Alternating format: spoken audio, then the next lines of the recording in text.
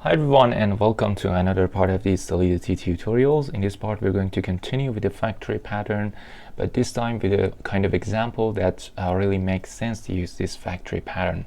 So we're going to create a token contract and use TokenFactory in order to create different instances of the token contract and create different tokens using that. Now here, instead of our contract folder, we're going to create a new file, TokenFactory.sol, and let me fix the name here, rename and TokenFactory. Okay, now we can just copy and paste the first two lines just as always, and then we'll create the contract called token.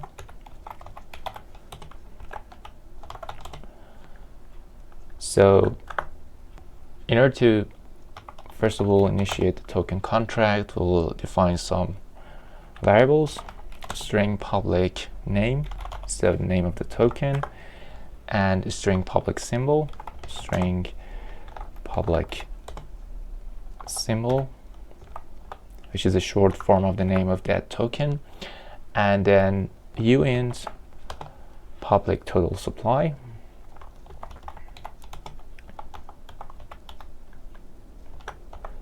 which is the number of token that we're going to create. Total supply means that the number of tokens that we're going to mint when we want to create the token contract. So then we will have this mapping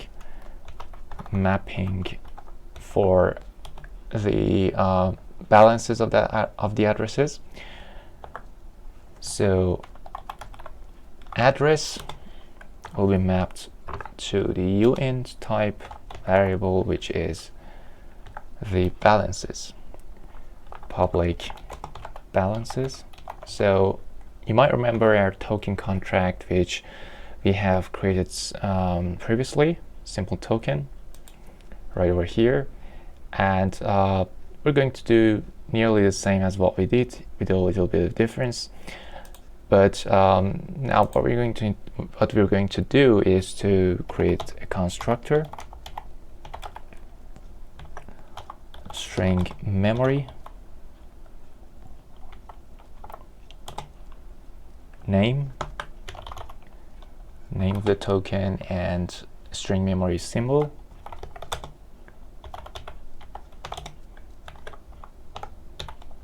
and uint total supply. So the reason all of these variables have underline behind them, just as I've said earlier, is because the user is going to enter them at the time of deploying the contract. So now what we're going to do is to open the brackets, and instead of our constructor, we'll get those variables. So name equals to underline name, symbol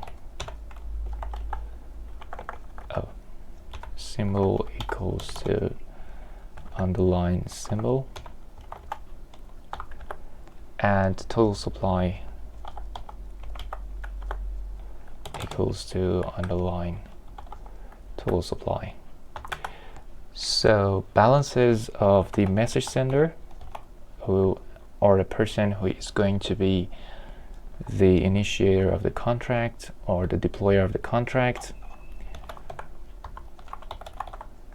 the balance of that person is the total supply. So the total supply of the token at first will be minted to the address of the deployer or the message sender. So now this is the contract of the token. We've only got a bunch of variables and the constructor. That's it.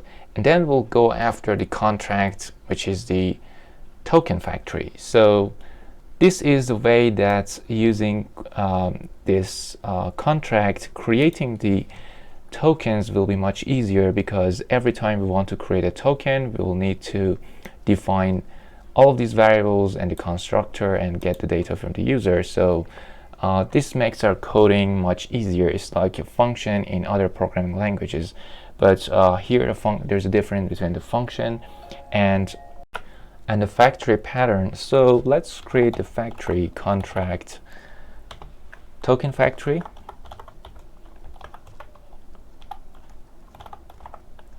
And here we will, let's open the brackets, and we'll create an event for token created. And this event will contain the address of the token address, indexed token address,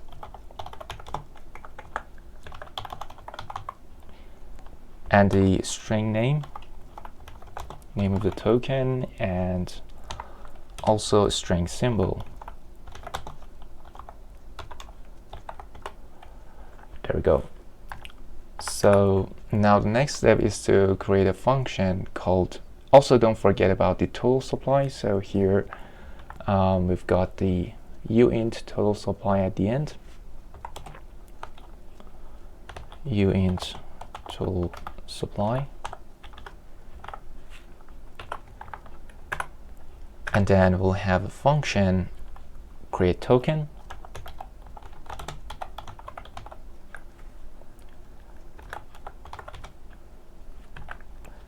And in there string memory.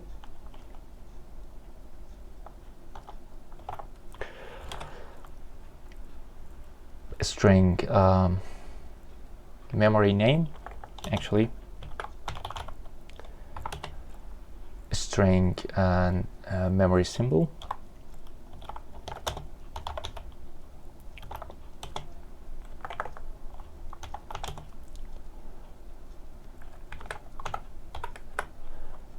And uint total supply.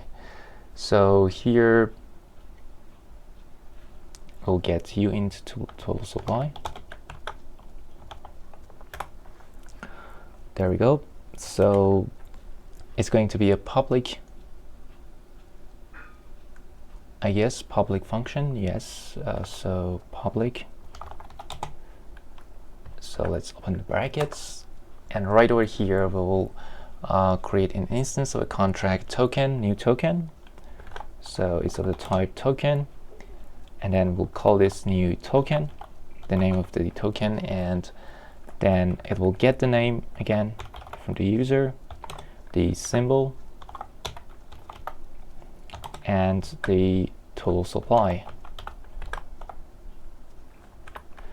There we go. So now let's emit the token created event. Emit token created event, and then we'll have address new token, and then we'll have the name, we'll have the symbol, and also the total supply. There we go. So I think that's it. Yes, that's it. Now let's save this, see if we have any errors. So we've got token, new token. Oh, it should be equal to new token. There we go. And also here we've got another one, balance of the message sender equals to total supply. So what's wrong here? Let's see, message sender, then total supply. There's nothing wrong with this spelling. So what's wrong with here? So okay, it says that the balance is actually here it's balances, not balance. Now let's save this, and as you can see, it's compiled successfully. Now we can create different instances of the contract.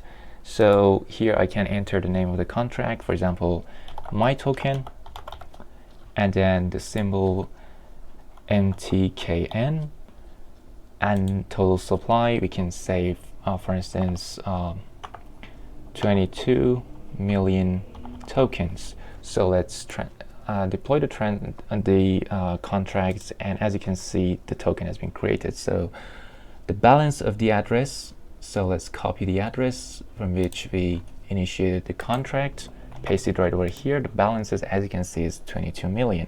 So if you enter another address right over here, you will see that the balance is 0. So the name is my token, and the symbol is MTKN, and the total supply is 22 million.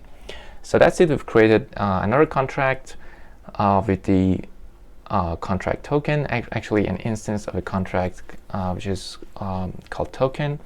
So we can create as much as token that we like using this main contract, which is called token. So we can create a factory and then create different instances of the token.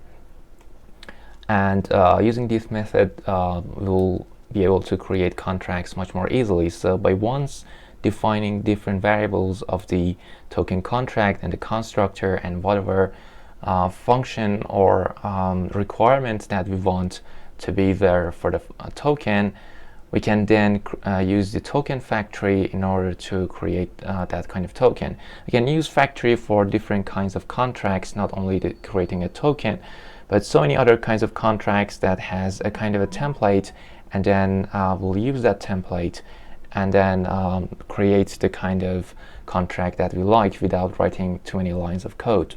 So that's it for this part of the tutorial, and I hope you've enjoyed it. Till the next one, goodbye.